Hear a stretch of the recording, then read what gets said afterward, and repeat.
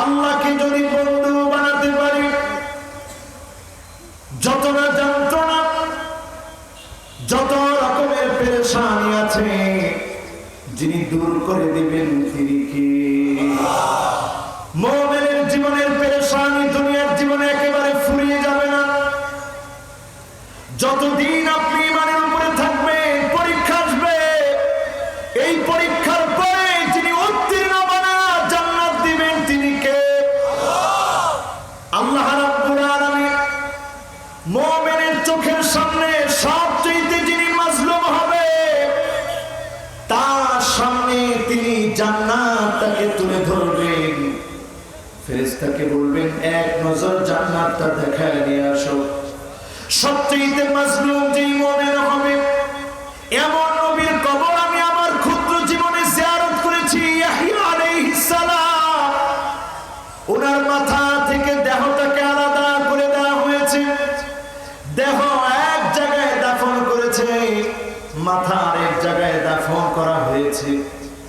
এইভাবে করে নবী আম্বিয়া আলাইহিমুস সালামদেরকে পর্যন্ত জুলুম করা হয়েছে।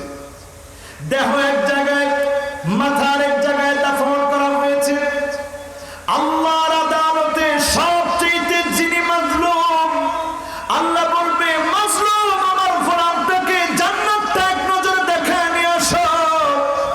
ইমানের কারণে যে জুলুমের শিকার হয়েছে, অন্যদিকে দুনিয়ার সবচেয়ে সুখী, ইমান আনে নাই, তাকে জাহান্নামটা দেখায় নিয়ে আসো। ইবনিসুহু গামসাতাম মিনান নার,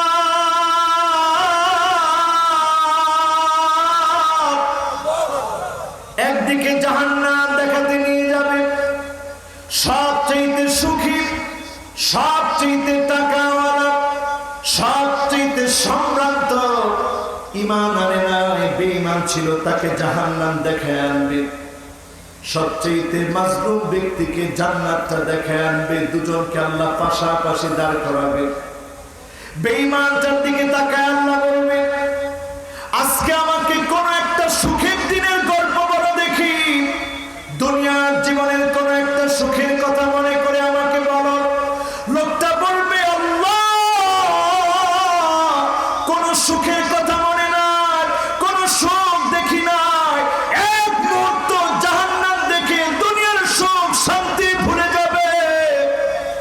এবার আল্লাহ দুনিয়ার সবচেয়ে মাজলুম ব্যক্তিকে বলবে, মাজলুম আমার গোলাম, দুনিয়ায় অনেক কষ্ট করেছিলি, যন্ত্রণা সহ্য করেছিলি, বেদনা পেয়েছিলি, দুঃখ পেয়েছিলি, আমার কাছে কত কেঁদেছিলি, আজকে একটা দুঃখের কথা বলো তো।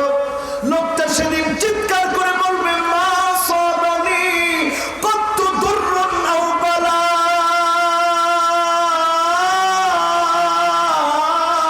আল্লাহ কোন দুঃখ আমার নাই, জীবনে কোনদিন কোন দুঃখ দেখি নাই। বলেন আল্লাহু আকবার। এক মুহূর্ত জান্নাত দেখার কারণে দুঃখ ভুলে যাবে। এক মুহূর্ত জাহান্নাম দেখার কারণে সকল সুখ ভুলে যাবে। এই জন্য মুমিনের জীবনে দুঃখ যন্ত্রণা থাকবে। যদি দুঃখগুলো মুছতে চান, বন্ধু বানাবেন কাকে? সবাই বলেন কাকে? এখন প্রশ্ন হলো, হুজুর যেই পরিমাণ গুনাহ আমরা করেছি, আল্লাহ কি আমার বন্ধু হবে? বুঝতেছেন কথা? কত নাম্বার নসিহত? এবার সূরা ফুরকান থেকে ইনশাআল্লাহ আপনাদেরকে একটু বুঝাই দেব। আল্লাহ আমাদের বন্ধু হবে?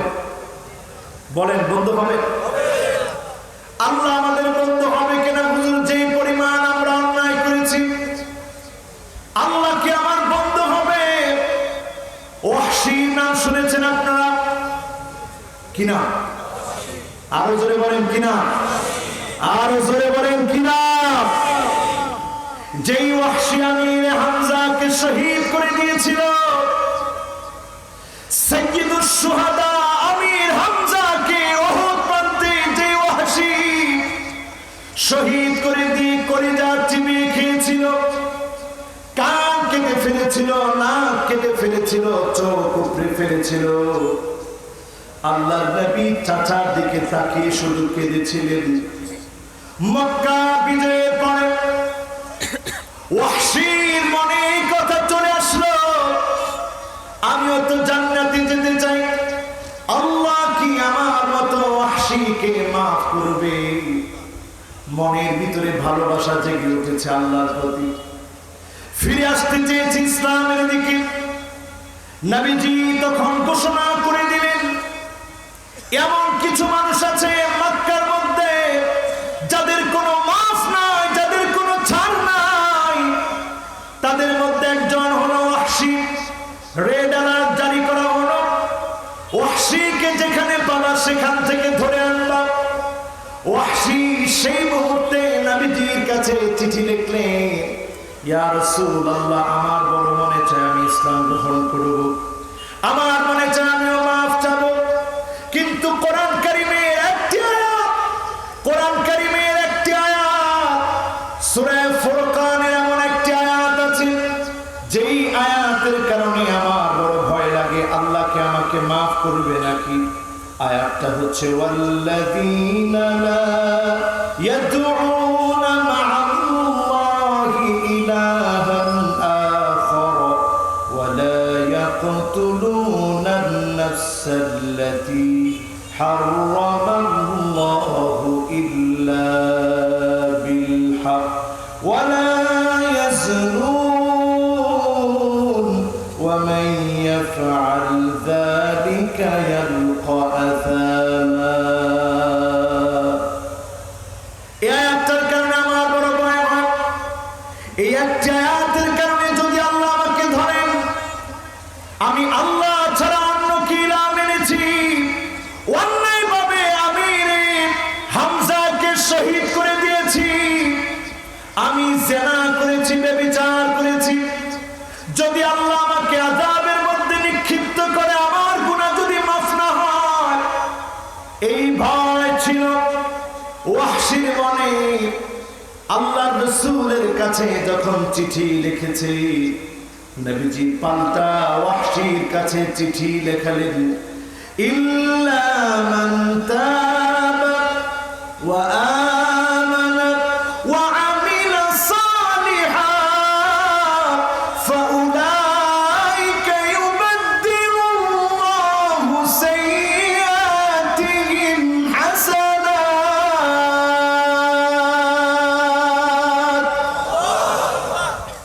যদি তুমি তওবা করো, ঈমান আনো, আমলে সালেহ করো, তোমার গুনাহগুলোর জায়গায় যিনি আমল দিয়ে পরিবর্তন করে দেবেন তিনি কি? সঙ্গে সঙ্গে ওয়াহশী আবার নবীজির কাছে চিঠি লিখলেন, ইয়া রাসূলুল্লাহ, এখানে শর্ত দেওয়া হয়েছে, ঈমান আনার পরে আমলে সালেহ করা লাগবে।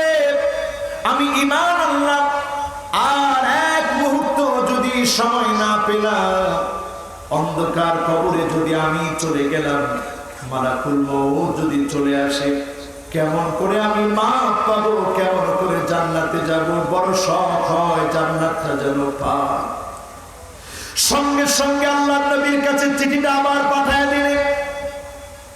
আল্লাহর নবী যখন চিঠিটা পেলেন, সঙ্গে সঙ্গে আল্লাহর নবী আবার উত্তর লেখালেন, ইন্নাল্লাহা লা ইয়াগফিরু আন ইউশরাকা বিহি ওয়া ইয়াগফিরু মা দুনা যালিকা লিমান ইয়াশা। আল্লাহ সব গুনাহ মাফ করে দিবেন শিরকের গুনাহ ছাড়া। আমি ওয়াহশী এই চিঠি যখন ওয়াহশী পেয়েছে, আবার নবীজির কাছে চিঠি লিখলেন, ইয়া রাসূলুল্লাহ, জীবনে অনেক শিরক করেছি, যদি আল্লাহ আমাকে মাফ না করে, ক্ষমা না করে, আল্লাহ পাক ওয়াহশীর মতো মানুষকে দিনের দিকে আনবে। নবীজি আরেকটা চিঠি লেখালেন, লা তাকনাতু মির রাহমাতিল্লাহ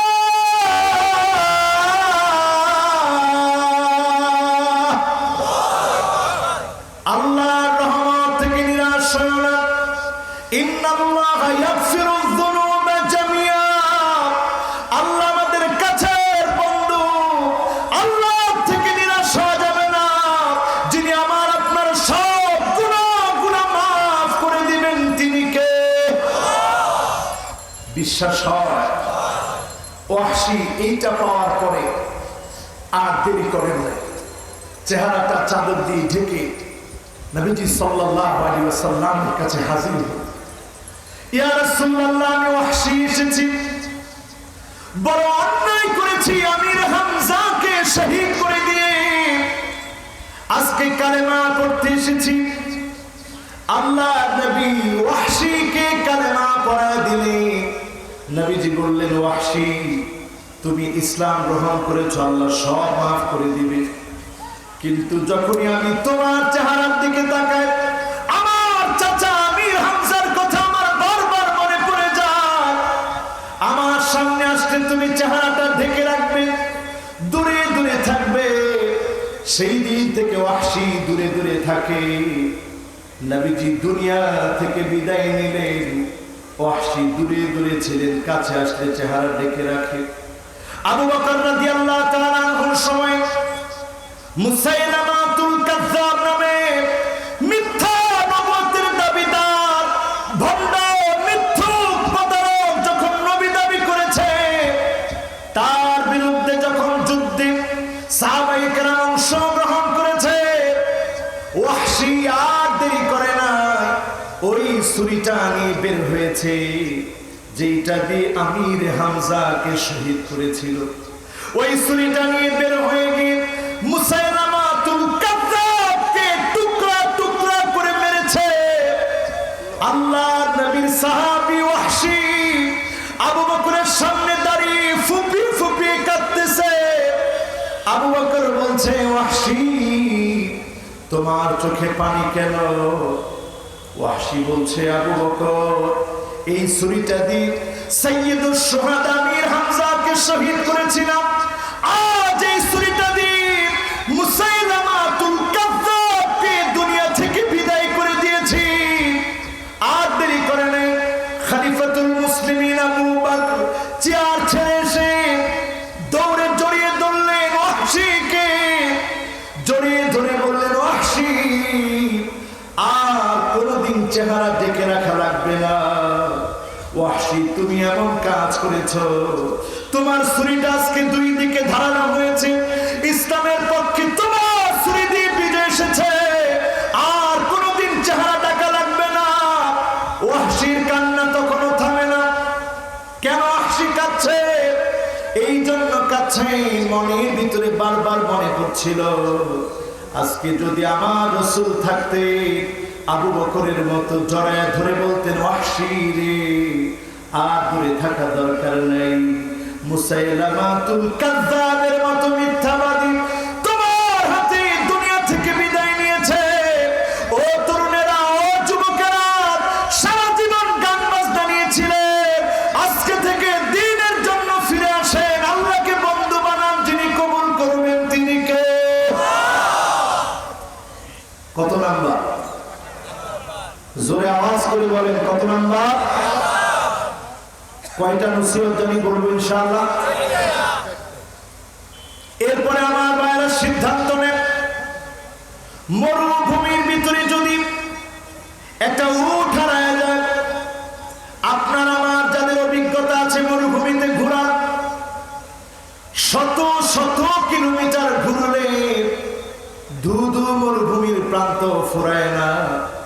এত বড় মরু প্রান্তের ভিতরে হঠাৎ যদি উটটা হারায় যায়, মানুষ যেভাবে বিচলিত হয়ে যাবে, মানুষ যেভাবে ক্লান্ত হয়ে যাবে, পেরেশান হয়ে যাবে, ক্লান্ত হয়ে এক পর্যায়ে যখন ঘুম চলে আসলো, ঘুম থেকে জাগ্রত হয়ে দেখে উটটা পাশে দাঁড়ায় আছে, লোকটা খুশি হবে কেমন?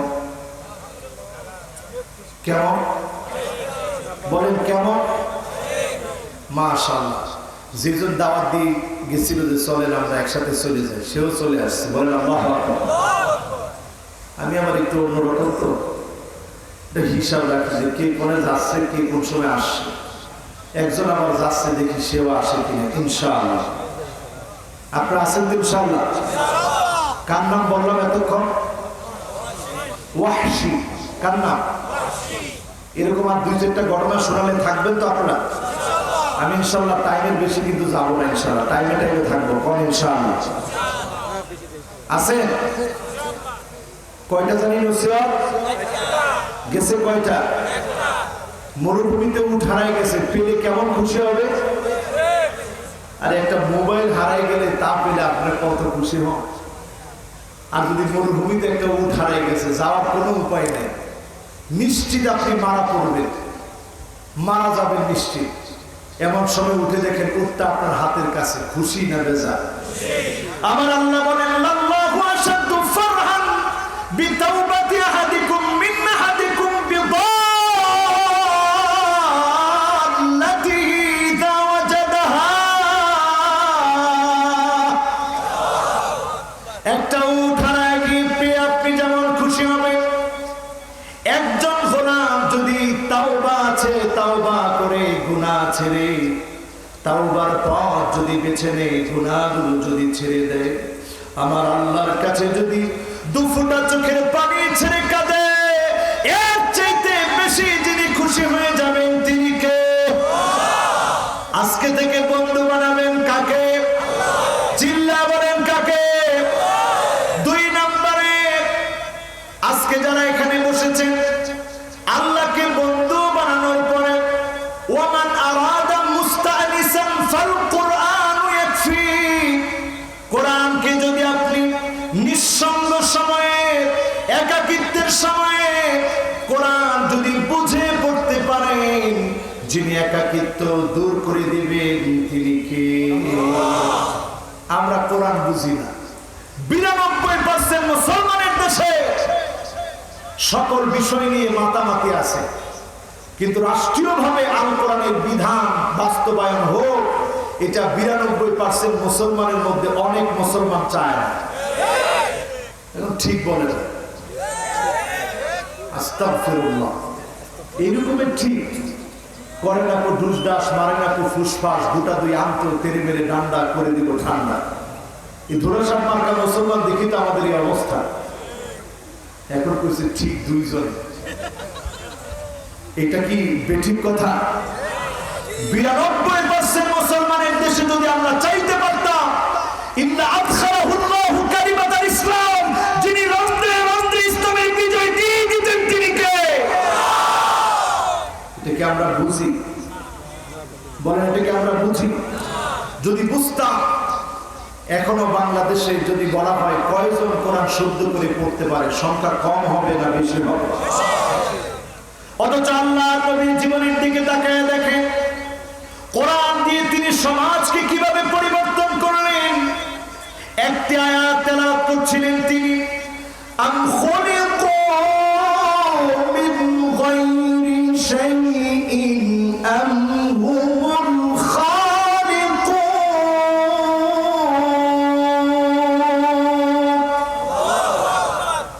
তেলাওয়াত করছেন, একজন পাশ দিয়ে যাচ্ছে, যিনি এখনো কালেমা পড়েন নাই, মুসলমান হন নাই, পাশ দিয়ে মাত্র যাচ্ছিলেন, তিনি বুঝে ফেললেন আল্লাহ নবী যে আয়াতে কারিমা তেলাওয়াত করেছেন, আয়াতে কারিমার বক্তব্য হলো আম খুলিকু মিন গায়রি শাইইন আম হুমুল খালিকুন।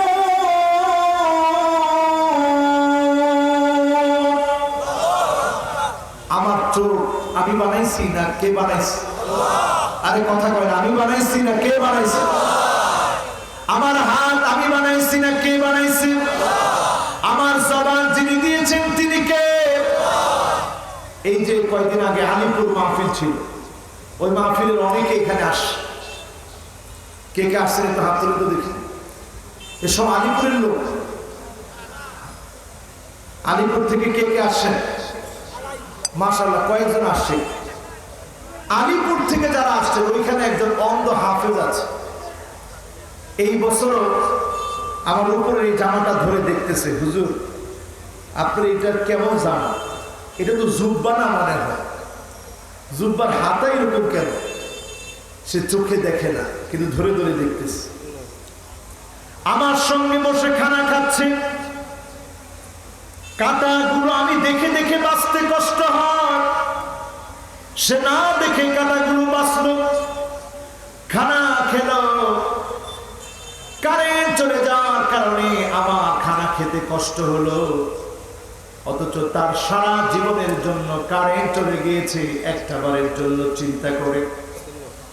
আমার আপনার যখন অন্ধকার ঘুমের জগতে আমি আপনি প্রবেশ করি, ওই জগতের ভিতরে নতুন জগৎ, আরেকটা জগৎ, আমার আবার আলোর জগৎ, ঘুমের ভিতরে যিনি দান করে দেন তিনি কে? সেই ছেলেটা আমাকে বলতেছে, হুজুর জীবনে কোনোদিন স্বপ্নে আমি কিছু দেখি নাই, স্বপ্নে শুধু আমি আওয়াজ শুনি।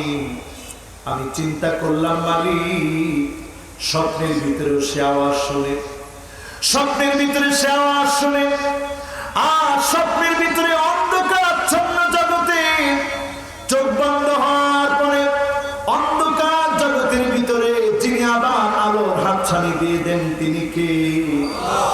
আপনি যদি কোরআন কারীমের একটা আয়াত বোঝার চেষ্টা করেন, যিনি জীবনটা পরিবর্তন করে দিবেন তিনি কে? আপনি আপনার চোখ দিয়ে খারাপ কিছু দেখতে পারবেন না। একটা আয়াত যদি আপনি বুঝে বুঝে পড়ার চেষ্টা করেন, আলাম নাজআল লাহু আইনাইন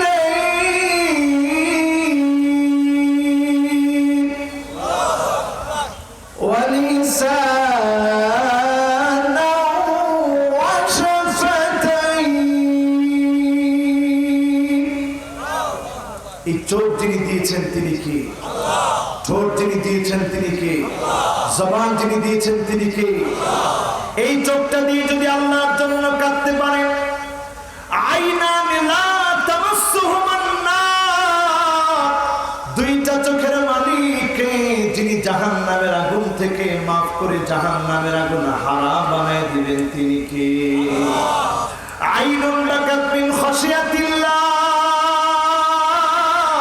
যেই চোখ আল্লাহর জন্য কাঁদবে, হয়রান পেরেশান হবে, আল্লাহর ভয়ে কাঁদবে, ওই চোখের মালিককে যিনি জাহান্নামের আগুন থেকে মুক্তি দিবেন তিনি কে? আর আইনুন বাতাত তাহরুসু ফি সাবিলিল্লাহ, দ্বীন প্রতিষ্ঠার জন্য যারা জেগে থাকবে তাদের জন্য যিনি জাহান্নামের আগুন হারাম বানায় দিবেন তিনি কি? রাজি আছেন ইনশাআল্লাহ?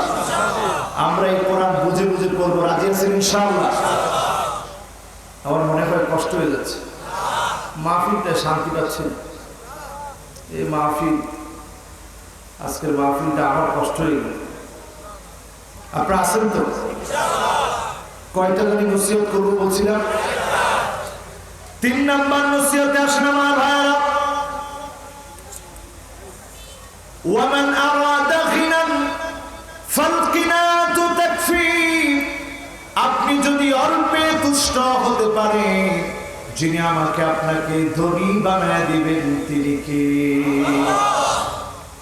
আজকের পৃথিবীর দিকে তাকায় দেখেন, দেশের দিকে তাকায় দেখেন, 2011 সনে সিরিয়া মার খাওয়া শুরু হলো, আজকে 2021 সনে সুদীর্ঘ 1-2 বছর না 10টা বছর ধরে সিরিয়া মার খাচ্ছে।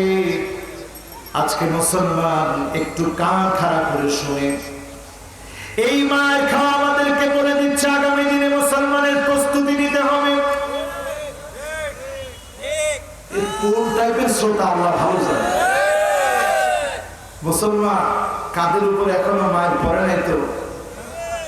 মায়ের দেখেছেন অনেকে খাইছে, আপনারা হাসেছেন, এরা শেষ হয়ে যাচ্ছে, আর বেশি দিন টিকবে না।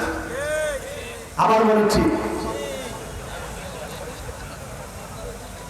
একটু হিসাব করে দেখেন আমার ভাইরা, লা তাফরাহ ইন্নাল্লাহা লা ইউহিব্বুল ফারিহিন।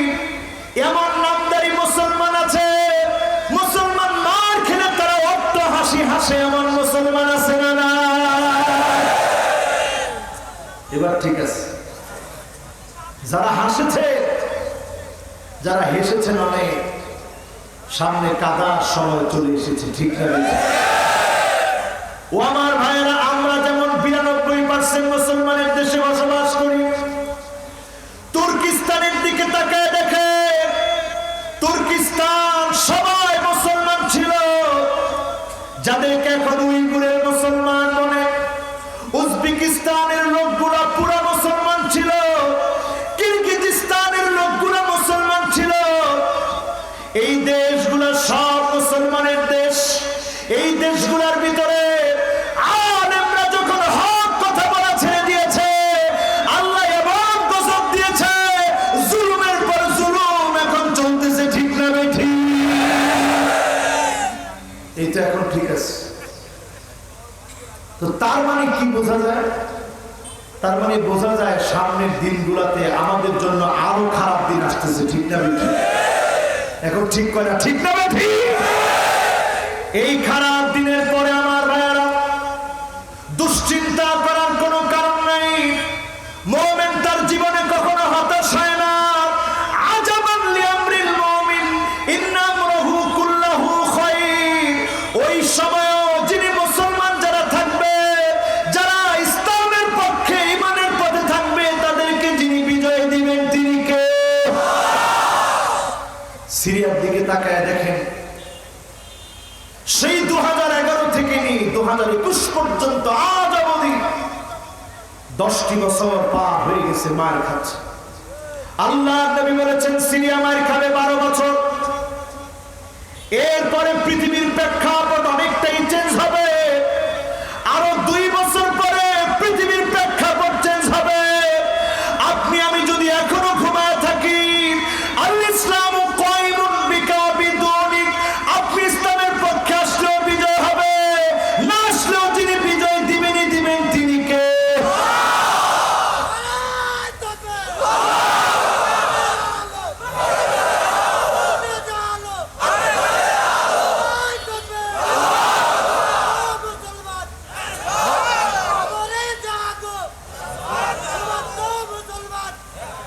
মাশাআল্লাহ, আমার ছোট্ট তরুণটা আজকে স্লোগান দিল। এমন এক একটা তরুণ যদি জাগ্রত হয়ে যেতে পারে, আল্লাহর কসম বাপ বাবা এমন জোয়ার আসবে, ইল্লা খালাহুল্লাহু কালিমাতুল ইসলাম, রমদে রমদে কালেমার পতাকা উড়বে উড়বে। আজকে দিতে পারবে না, পারবে না এবং পারবে না।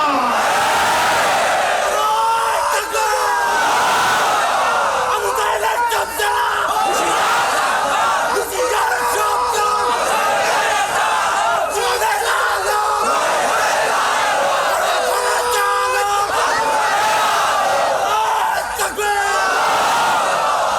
এখন আমার আপনার সিদ্ধান্ত নেওয়ার বাকি, পক্ষে থাকবেন না বিপক্ষে থাকবেন? কথা বলেন, পক্ষে না বিপক্ষে? আল্লাহু মুতিম্মু নূরিহি ওয়ালাউ কারিহাল কাফিরুন।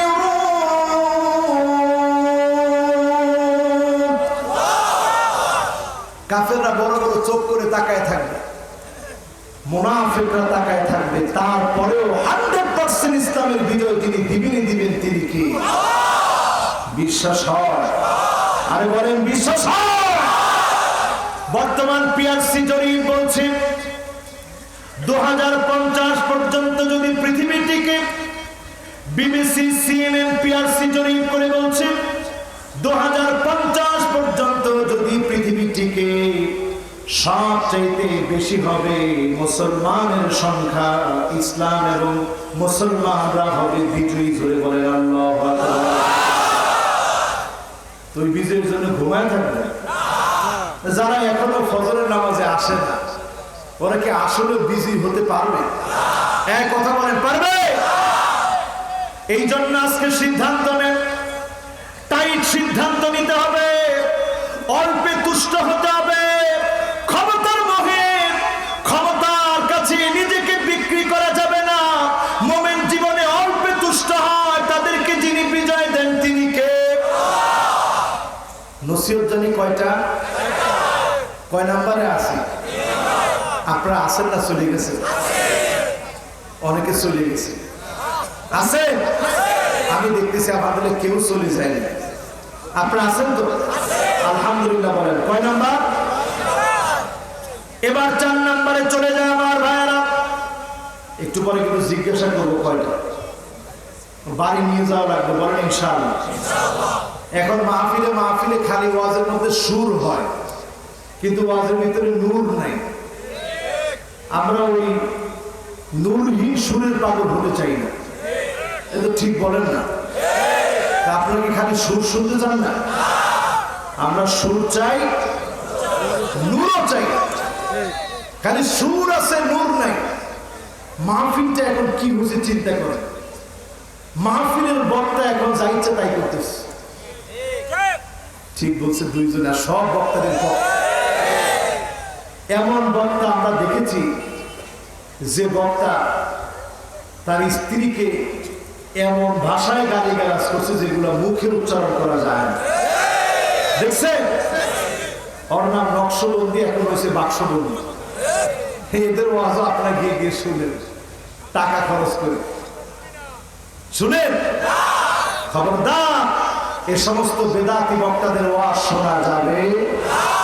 ইন্নাল্লাহা হাজাবা তাওবা আন সাহিবি কুল্লি বিদআতিন, প্রত্যেক বিদআতির জন্য তওবার দরজা বন্ধ হয়ে যায়।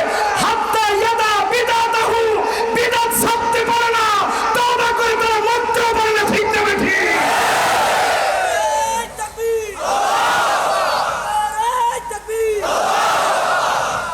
এজন্য তওবা করার সুযোগ এখন আছে। সকল বেদাতীদেরকে বলবো তোমরা ফিরে আসো, তওবা করো। ঠিক না ঠিক? ওই বেদাতি বক্তা তার চরিত্রের অসৌন্দর্য আপনারা দেখেছেন। কুরুষিত অন্ধকার চরিত্র, শ্বশুরকে গালিগালাজ করেছে, চতুর্থ বউকে বলেছে যে আমি জয়টা ইচ্ছা এতটা মহিলা নিয়ে থাকবো, তোর সমস্যা কি? এদের ওয়াজ যদি আপনারা সামনের দিনে শুনেন, আর তাদেরকে যদি এই চেয়ারটাতে বসান, এই চেয়ারে মান থাকবে? কথা বলেন, মান থাকবে? সুতরাং আজকে এখান থেকে সিদ্ধান্ত নিব, যার তার ওয়াজ শুনবো না। রাজি আছেন ইনশাআল্লাহ? এরপরে আসেন আমার ভাইরা, বলছিলাম